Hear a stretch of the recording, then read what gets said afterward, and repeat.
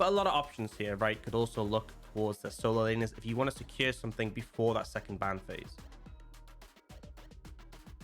Man, you can't just hover spicy picks like Rumble and Riven and then go for a Tahm Kench. That's just not fair. Yuyanja gonna go with the Tahm Kench. Now, historically, this has been one of Yuyanja's very best picks. Like when you think back to Yuyanja on top esports, this was one of the picks where him and Jackie Love had real success together playing the center Tahm Kench. Obviously, it won't be alongside the center. Obviously, it's been reworked since then, but still very much a comfort pick for Yuyanja. Yeah, and I like Ultra Prime's plan here, looking at something potentially that can punish the lowered pressure from a Tahm Kench, right? It's not Leon or Nautilus, so you can take this Lulu, look to scale. It also syncs extremely well with Zhao in the sort of early mid game. Instead of buffing your Aphelios, who's going to come online later, you buff that jungler who can really just dive in and skirmishes. Now, both teams pick the bot lane, pick the junglers, so expect to see solo lane bans here.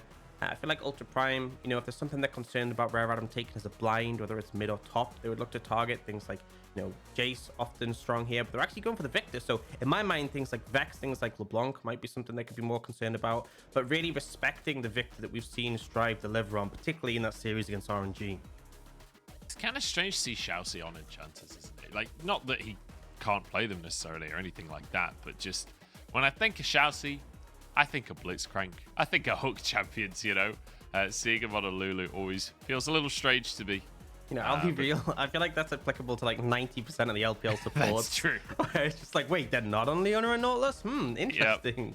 This, a little bit of Alistair thrown in there as well. Cheeky bit of Ricardo Thresh. But yeah, once you get out of the hard engaged supports, it does start to feel a little strange. I'd say Mako is one of the ones that more recently has been much more willing to play. Anyway, I digress on random support champion pools. Let's talk about mid laners, because Victor and Ahri have both been banned away here by Cryin.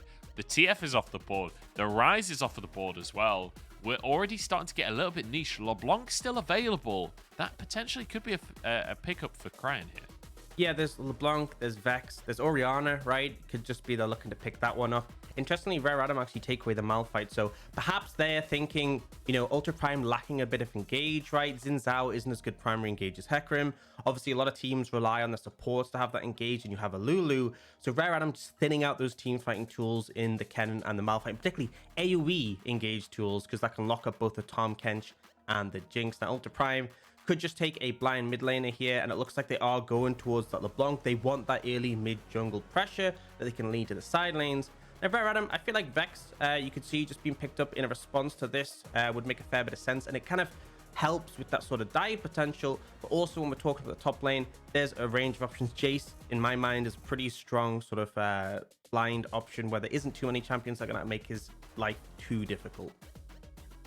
Yep, Jayce very solid, very safe, and Cube, this split has an 80% win rate over 5 games on that Jayce as well, so better comfort for Cube up in that top side.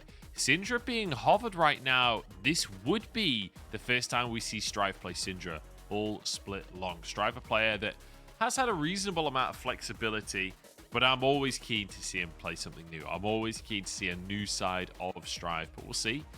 Seems undecided. And where he wants to go, Lissandra is the answer. Another pick we've yet to see from Strive in his rookie split. Yeah, but that age-old sort of LeBlanc counter we saw a lot of last year, where you are just able to shove her in. You can't really apply too much pressure, have too much kill threat. And I think that's important, right? You have the HEcarim, weaker pre-6 compared to Zhao. You need someone who's going to be able to apply that pressure. Now, Ultra Prime, thinking about what top lane they want to take. Sion will do a pretty good job of just soaking that damage. And also, we talked about it before, Ultra Prime were lacking engage. They now have a tool that can just charge forwards, potentially put Rare Adam in a difficult spot. So I feel like it rounds things out pretty well. The front to back from Ultra Prime going to be solid, but very, very reliant on Elk, right? Elk needs to be doing the lion's share of the damage when it comes to those late game team fights. So I think for me, Ultra Prime very clearly have a strong mid jungle and a bot lane that they need to get ahead. Whereas for Rare Adam, more of a neutralizing pick in the mid lane, but then they have these great scaling tools in the side lane. You know, if the Jayce gets ahead, if the Jinx gets ahead, going to be problematic. And I feel like the team fighting looks really smooth if they can get on the back line. Yeah, I mean, the HEcarim is always going to bring a lot of team fighting to the table, right? You kind of have that pseudo front line in your jungle and the ability to force those fights. I'm looking towards Strive, though, as well, to play both a peel tool for iBoy, but also you can play for picks with the Lissandra. Can be an incredibly impressive sort of single target engage tool as well. We'll see how that's going to work out in the mid lane, but you said it rightly. Ultra Prime with a very Ultra Prime composition here, with Elk having a lot of eggs in his basket. And I love how we saw the bar fight banned away, and Aliez just goes with the Sion. It's like you clearly read them, RA. You knew exactly where Ultra Prime were going to go, but you can't stop it. Aliez still going to have that mega tank up in the top side. Plenty of scaling on both sides of the board here. But I'd say there's plenty of opportunity for early aggression as well. Like you said, this LeBlanc Zhao combo feels like if Ultra Prime want to get aggressive, and I hope they do, should be able to see some 2v2 action and maybe action towards the side lanes. Yeah, and I think that's the thing, is that you can definitely apply the pressure. It is kind of hard to punish the Lissandra herself, because you can obviously throw out the claw before the chains connect and make some distance, but if they are able to find success, if they are able to punish this HEcarim as well, that's where Ultra Prime will really come online. So if they can, as early ward dropped in that bottom lane from Ultra Prime, but just going to be standard level ones here, just trying to make sure that there's no shenanigans coming out from either team, and it doesn't look like there will be deep vision from either side. So let's talk lane matchups. Let's talk jungle pathing and what you're expecting in this early game, because Leyan on the HEcarim, although I'm going to hold that thought as Cryin moves in, I don't think anything will happen. Leyan on the HEcarim, very fast at clearing, not so good at the early ganks comparatively to his Zhao, but you can choose to go for early ganks if that floats your boat. Yeah, I think the critical thing for me is kind of just be Leyan avoiding HEcarim, right? We've seen often one of the punishments that gets afforded towards HEcarim is invading him early, right? Because he doesn't have that flash, a little bit vulnerable at that point, doesn't have that mobility tool, and seen a bit of a scrap all in. Yeah, Ignite actually used onto ShiauC in the bottom lane. This is huge. ShiauC on like 1 HP in the bottom side. That is a 1 lane in the bottom side from RA. ShiauC, I don't know why you keep standing next to Elk here, taking splash damage. iBoy so close to finishing both of them off. And sure, it was Ignite used, but look at the control RA are going to have for the rest of this lane. Yeah, absolute domination. I think Ultra Prime just disrespectful, just end up having RA walk up to them. You land a slow from the Tahm Kench, you can't get out of range, and you can't really out-trade the Jinx, especially when she gets that lethal tempo stacked up. So Ultra Prime really making a big mistake here, especially as they have the double range matchup, right? They should be the ones winning out in those trades, and already giving Cryo over to RA. Obviously, you have the sustain in the potions to heal up, but a great start from RA's bot side. Now, the only concern is Leyan is pathing towards the top side, which makes sense, right? We talked about him wanting to sort of avoid being punished. You have Strive finding Prio mid, you have Cube finding Prio top. You did want to path over there, and that's why it's important we see this ward come out, because RA, you know, they managed to find Prio in a lane that typically they might not, thanks to the double range matchup. They need to make sure they're safe. Yeah, they certainly do, but I have to say, just looking back on that early trade, that feels a little bit like ShiauC playing a hard engaged Lulu. Right there. Feels like he wasn't really aware that he wasn't playing Leona either. You know, one of these ones where Start with the same letter, right? Yeah, that's true. That's true. I don't know if that's a good excuse, though. Regardless, level 1 trade going the way of RA. A good lead for iBoy and Yuyanji. It won't lead to too much unless shenanigans occur continuously. Yuyanji does go in. It's just a fine priority for iBoy as he clears that wave. We'll be able to crash that one. Hacker moving down. Uh-oh. RA in a very aggressive position on the map. iBoy's moving towards Hacker. He's going to 1v1 as Zhao. That's not where you want to be, iBoy. Flash used now. Knockup going to come on through. Can the rest of the team follow up? ShiauC over the wall. iBoy will go down. And RA too much too soon. And this is the downside, right? You see Leyan go to the top side. You have such heavy Prio, and critically, they actually got the wave to a point that it was going to bounce back into them. And then, iBoy, why are you walking in that direction, right? They could have just looped through the lane, gone to the tri-brush together, and then put the ward down, right? There's just zero reason for iBoy to walk here, and it was prime opportunity for Hacker to take him out. Like, look where he is. And it's like, why are you there when Yuyanji? Look where Yuyanji is. That is where iBoy should have been to get the ward. Just massive mistake.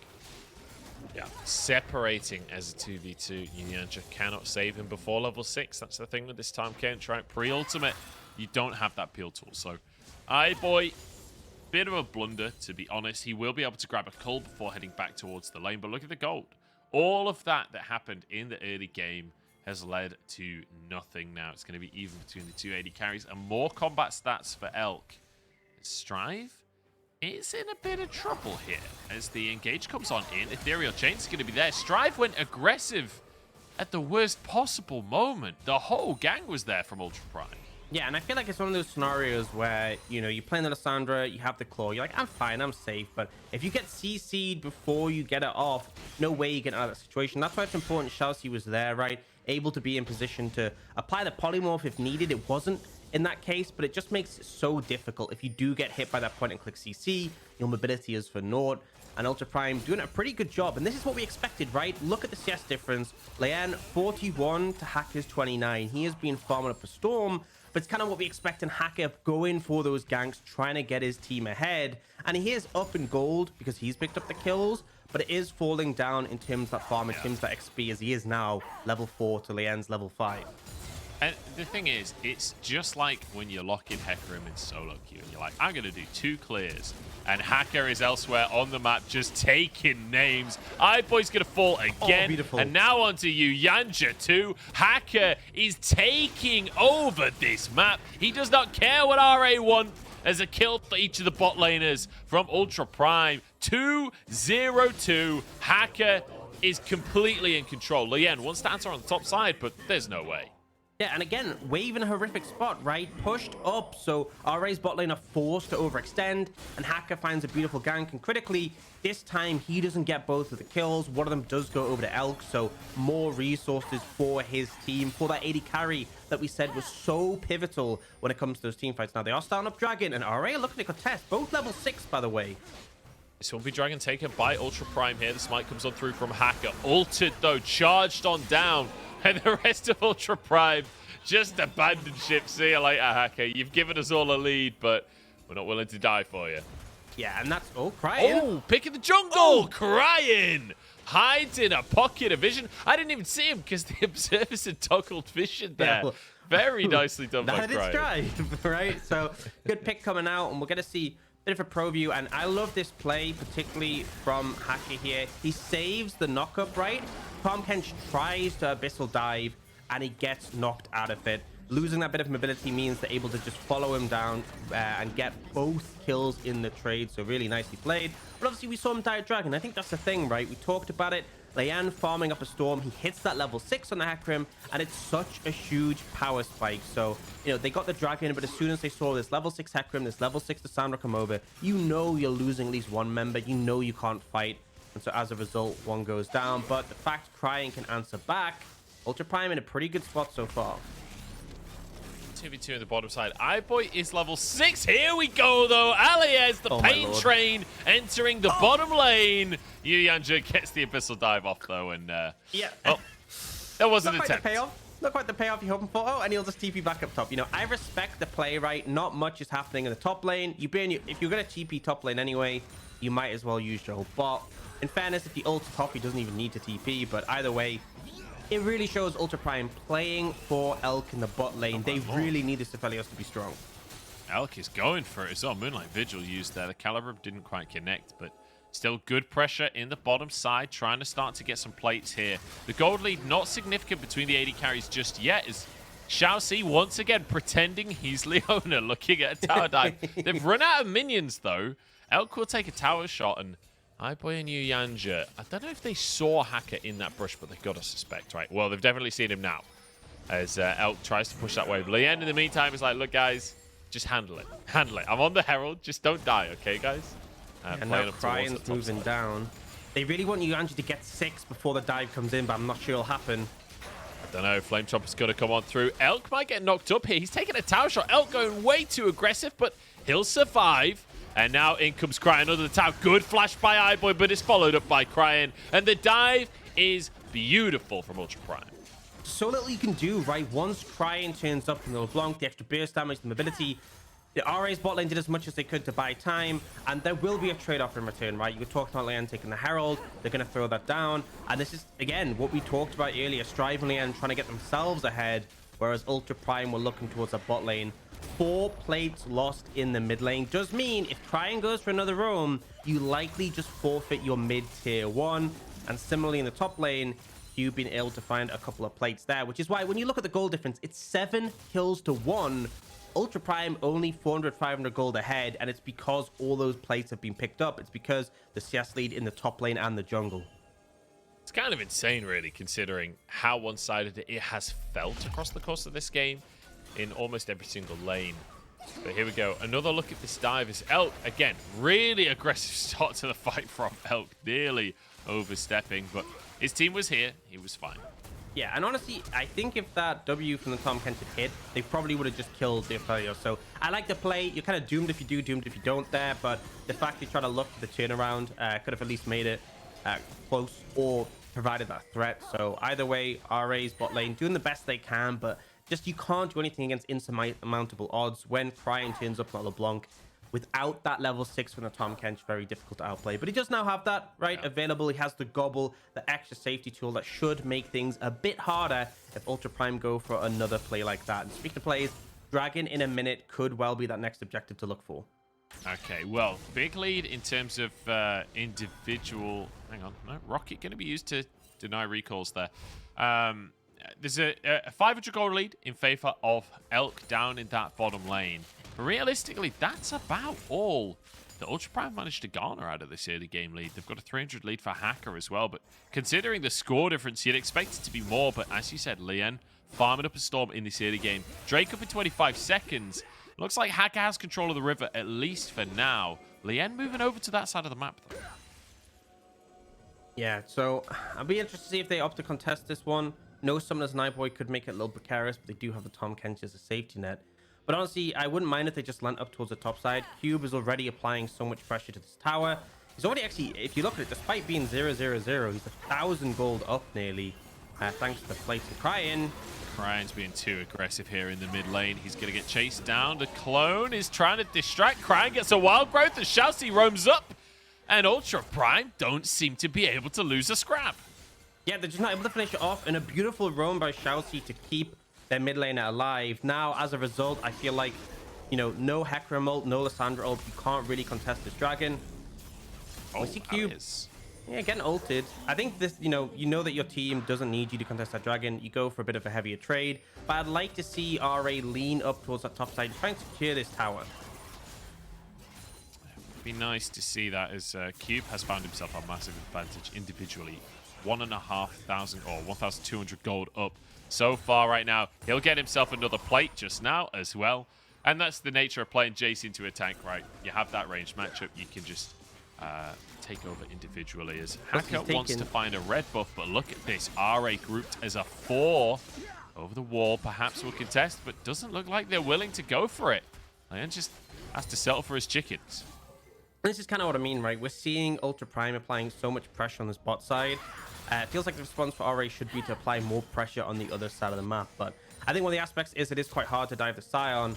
And honestly, I feel like they're happy as long as Cube can just keep applying that constant pressure. Another fact is he's taken that first strike, right? It is why there is such a significant goal lead. The extra income available from that keystone. But we often see Leyan hovering around this side of the map. They might look for Cryin again, but not really anything to come from it. Just going to push that wave in.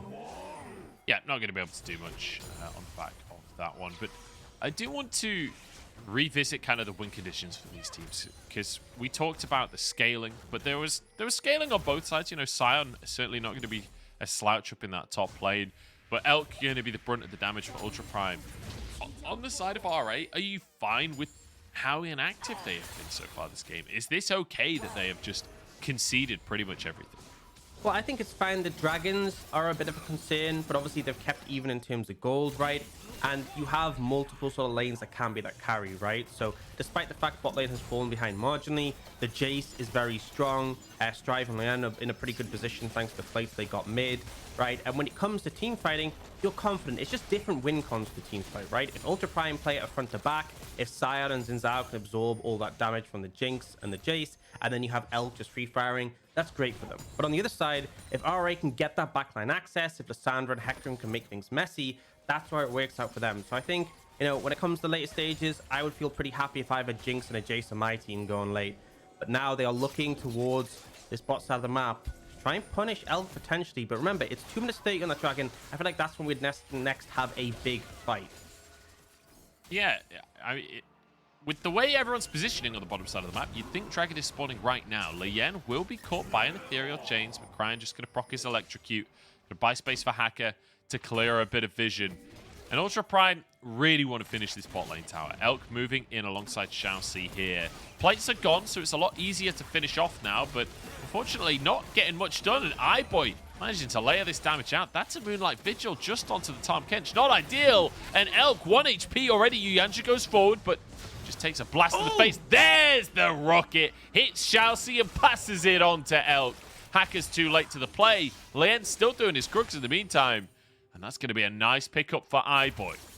Yeah, Cube also getting that first tower on the top side. So not only do they defend, they get that tower advantage, but also Elk just disrespectful, right? And it's something you talked about start of the game. iBoy and Elk definitely can carry with the resources, but capable of just making these mistakes. And this time it was Elk who does so. iBoy able to just outrange him with the rockets, get a few too many autos in, and then land that ult. And now Ultra Prime looking to try and make a play, but ShiauC very low. I feel like not going to find much here.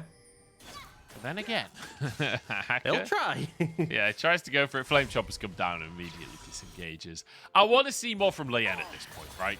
We keep on talking about how Leyan, you know, he's got a bit of a reputation for being this farm jungler from IG. And one of the biggest criticisms we had for him in 2020 on the IG roster was that he was kind of inactive, that he wasn't willing to get involved in the lanes. And on IG, that's a big issue. Here on RA, he's playing the scaling game, but I want to see him start to use this HEcarim. Yeah, I think for sure, looking at that next team fight around that Dragon will be a big one. And we do see, you know, just that constant trading from iBoy come in on this one. But I think probably going to go back to live in just a second, because looking contesting that mid priority, right, we've seen Leyan just picking up that Herald now. Can definitely throw that down mid to not only take the tower, but also force Ultra Prime away. Cloud Soul, pretty valuable in all honesty. I feel that extra movement speed can make a big difference for the HEcarim, right, in terms of engaging. So we'll see them looking to contest this one.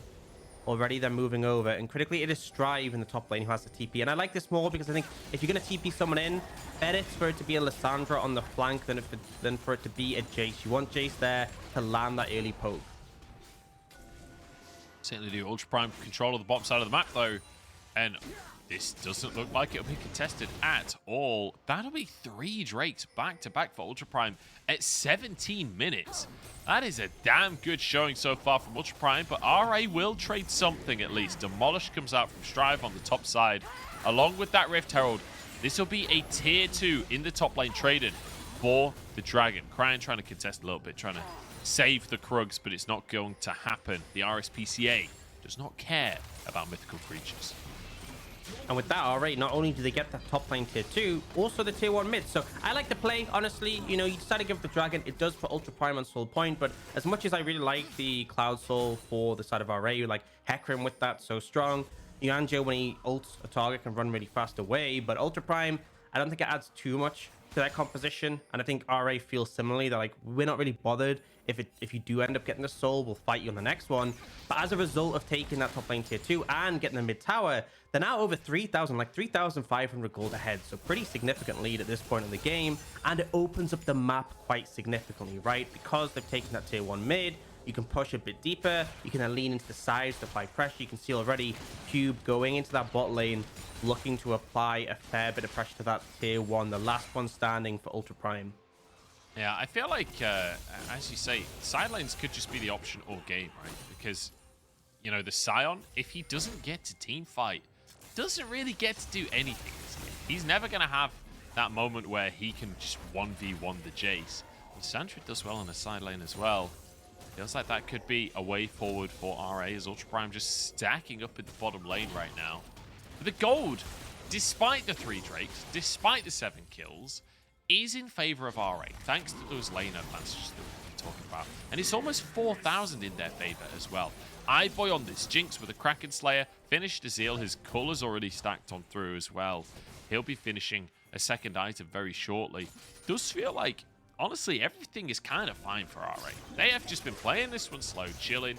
There has been some good plays early on from Ultra Prime, but no advantage actually found in the end as we head towards this mid game.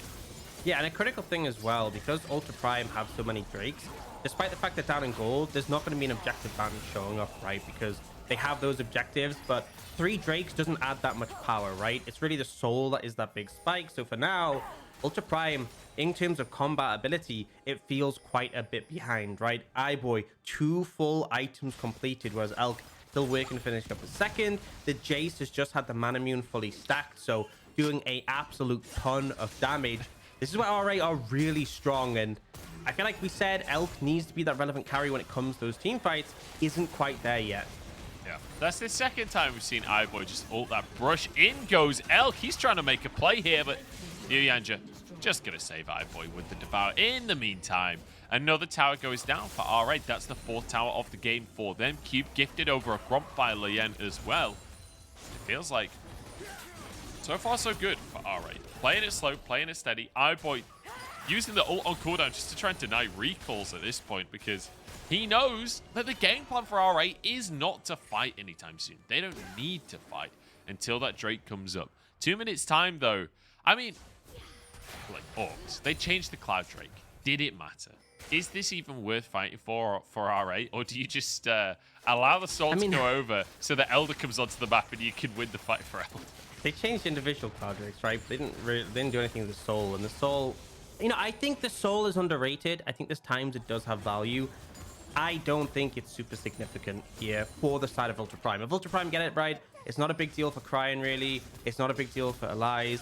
It's nice for Elk, don't get me wrong, but it's not crazy. And I feel like, yeah, RA, they could contest it if they want to win the fight and then transition that into Baron. But if Ultra Prime get it, it's kind of whatever. That's the thing, is normally if it's a high value soul, you don't let it get to 3, because if you lose the smite fight but then win the team fight, you can take Baron. Enemy team doesn't have soul.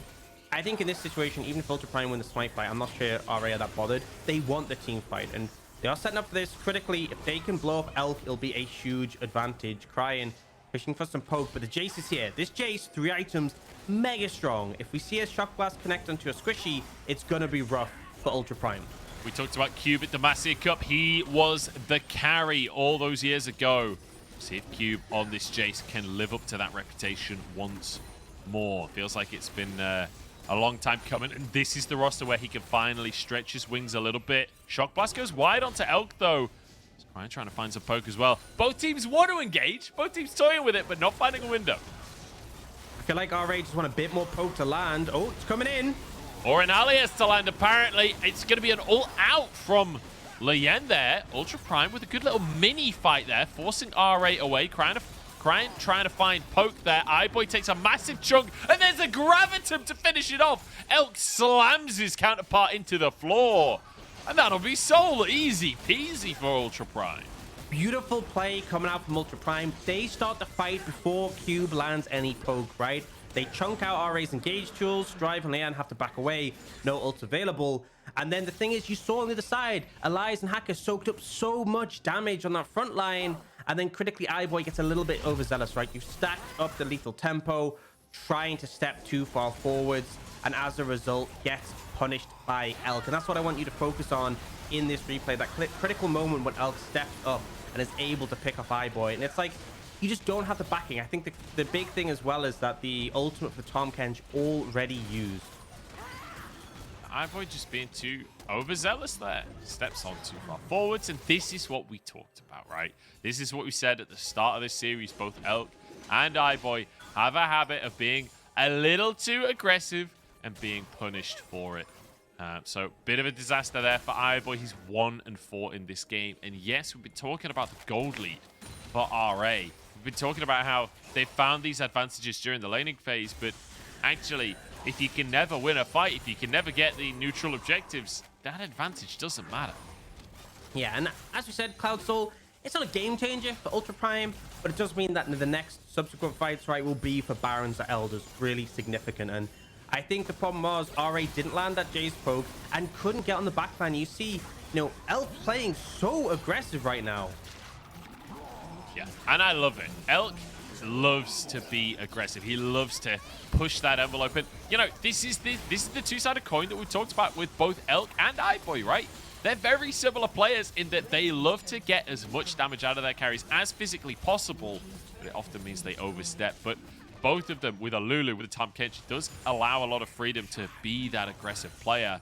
But another tower taken by Cube on the bottom side. There's only one tier 2 remaining as HEcarim actually going to face check into the brush, and it's going to be Leyan and Strive. I'm not sure they realized HEcarim was kind of alone there. Maybe could have been a bit more aggressive, but they're just going to back away. Baron on the cards here with 25 minutes on the clock, 4 minutes until that Elder spawns. RA the ones that are going to get control.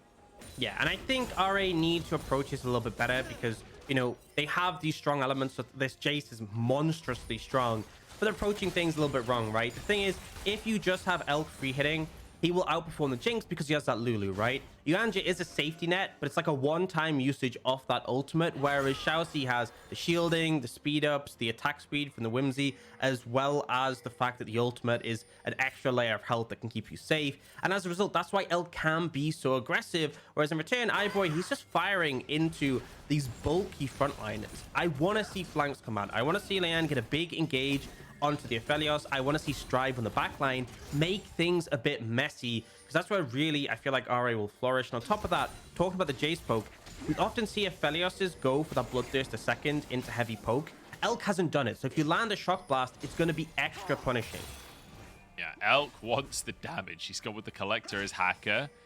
It's gone Strive, won't find the window of opportunity here. Strive forced to recall, maybe an angle on the Baron here. Cube on the bottom side of the map, trying to just hammer home onto Aliez. He's almost on 4 items in that side lane as Aliez. Look at his farm, 280 almost at the 26-minute mark. Leyan will not go for the engage. And the amount of times I've seen Leyan just sprinting around in circles on this HEcarim, I'm not even sure we've seen him ult aggressively once this game.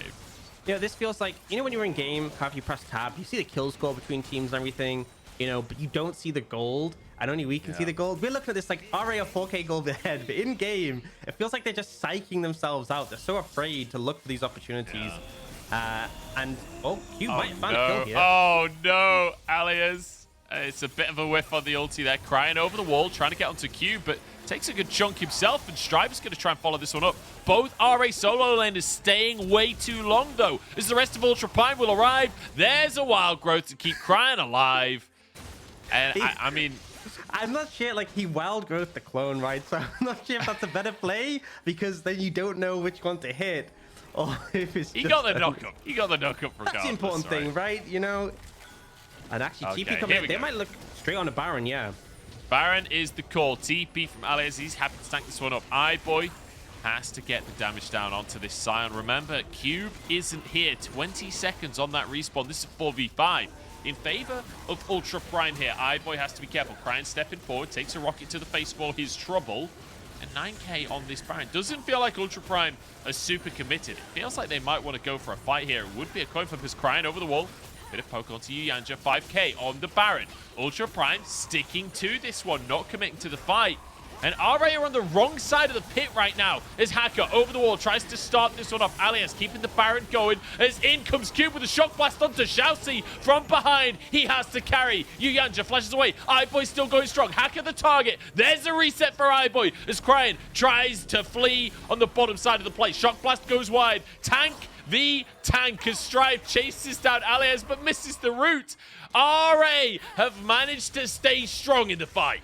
And finally, it gets messy for Ultra Prime. In the Baron pit, harder to position. They try and move out, but critically, Elka ends up in a spot where he just has to get out. He cannot team fight with Cube up in his face. And as a result, RA able to clean up Shock Blast. Again, goes a little bit wide, but will be able to find Sion. And actually, Strive has to flash away.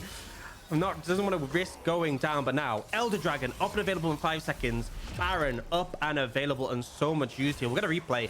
I think that's the thing, right? They start to spill out, but watch Elk's positioning in this one, right? Gale forces forwards to try and finish off the kill.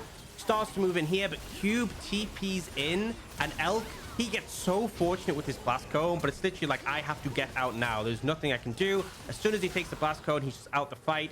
iBoy's able to reposition thanks to Tahm Kench, and with that, they're able to close it out. But now we come back to this fight.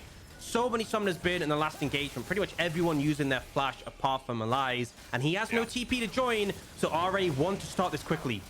All right, already starting this one off. Cryin over the wall, getting damage onto Leyan. He's so low. Ults into the pit. Hacker tries to finish the job, but just kills himself. I don't know what else to say. Hacker, he just went in 1v5. They might have stopped the Elder, but ultimately there's no smite available. Leyan, his second smite will be coming off cooldown any second now.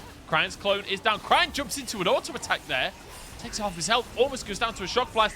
Aliez trying to buy space, trying to buy time for his team, but RA can play this one at range. They don't need to fight. Moonlight Vigil, bit of a whiff. This is a shambles from both sides, but Elder will be smited, and it means RA can clean house.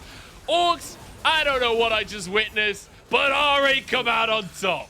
What an absolute mess. Leyan getting so low, but the Tahm Kench coming in clutch to save. Hacker oversteps, and then the smite difference is so big. Ultra Prime doing as much as they can, but it really feels like Elk has to do so much, and the fact that the Moonlight Vigil misses ends up costing them massively. Now looking towards getting this mid lane tier 2. They can keep pushing if they want to, right? Ultra Prime very hard to... What is the range on that auto, by the way? Rapid fire cannon with the pow with Elder ticking away. Hacker, you got to go to the fountain, buddy. It's going to be the mid inhib taken down. And RA finally find themselves a more tangible advantage, right? 10,000 is the gold lead, but they've been up in gold all game. They finally got an inhibitor down. They got that Elder Drake, and they're looking to a Baron. Yeah, they're going straight to it, you know. Even though they haven't reset, there's some lower health bars, a lot of gold not spent. They know that the Elder Dragon is enough to... That Ultra Prime just can't contest. They can't even get them in time, in honesty.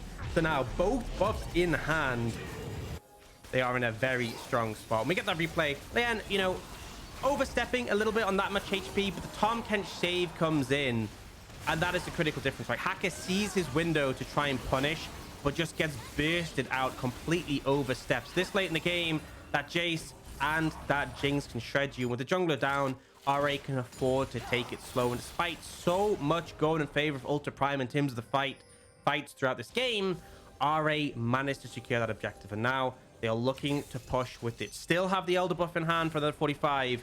2 minutes 20 on that Baron. So, for Ultra Prime, you want to wait out the Elder, and that's when you can look for a fight to stop this push. But the goal difference at play, 10,000, it's not going to be easy. I mean, I'd go as far as say it's going to be hard, Orcs. It's going to be the opposite of easy. Cryin takes us up. Medium. Oh my days! The Shock Blast, the Rocket Wild Growth used. I mean, the fight's already over. 2 abilities go out, and the fight is over. RA could just power into the base now. Cube is firing on all cylinders. He's full build at 32 minutes into this game. Another Shock Blast lands. That one wasn't even accelerated. And now the charge on forwards from Leyan. Hacker trying to get into the backline to finish things off. Aliez goes in as well. And actually, maybe they found it. Elk, keep your eyes on this Aphelios. He has to win the fight. But Cube knocks him away. The Nexus is low enough. It doesn't matter that Up found some damage. RA finish it out. Yeah, Ultra Prime managing to find a few kills at the end, but it's just not quite enough. And I feel like it got to the point in this game, the range discrepancy, the Jinx and the Jayce just too hard to deal with, and it felt like the approach into those fights was struggling, right? As soon as Hacker went in, just absolutely deleted. We kept seeing Cryin trying to find this poke, but if the Lissandra was in range, she was there to check it, and it just felt like too many eggs were in the Elk basket. And in the late game, when it's 1 carry against 2, and those 2 carries do scale so exceptionally, it's very difficult. Definitely a bit of a weird game. Kill lead for Ultra Prime pretty much throughout, but then it was RA who were constantly ahead in gold, and it took a while. It was very much a slow burn for them to come out on top of this one. I love the total opposite approaches to how to play jungle in this game as well. You've got Hacker who's like, I am going to do a gank between every single camp I clear. I'm going to get in every single lane. I'm going to do as much as I can in the early game. And Leyan is like, guys, hold out. You just don't die. I'm going to farm up a lot of camps. And we're not actually going to fight ever. It was like, don't die too much, right? Like, they still die. Like, whatever, man. You know, they killed both of us bot lane. Cool, no problem. This is all going to plan. And you know what? It did work out for them. That's the norm anyway. We're used to this. We can play around this. Yeah, if you factor in that iBoy is going to be 0-3, then nothing can surprise you. Oh dear. I will say Cube had a whale of a time. I mean, obviously, a very positive matchup for him, Jayce into Sion, where you can just hammer away your game. But man, those Shock Blasts in the late game, Cube just destroying Elk like that. Once he had Elder, the Shock Blast that hit Elk and basically killed him in one blast. Like, that was unholy damage coming out from Cube. And that's the nature of it. If you just allow a Jayce to sit in a side lane, super pushed up all game long, never punished, 6 items by 30 minutes, turns out he's going to do a lot of damage. Who could have seen this coming? And I think that's the problem, is that despite the fact we saw Ultra Prime get the early lead, the gold lead didn't match the kill lead or the objective lead. And I think they needed a bit more, right? They didn't really find too much of advantage for Elk individually, but also when you're up against a Jayce who's free farming, up against a Jinx, you need more momentum than they ever got. Yep, certainly do. We're going to jump into a break.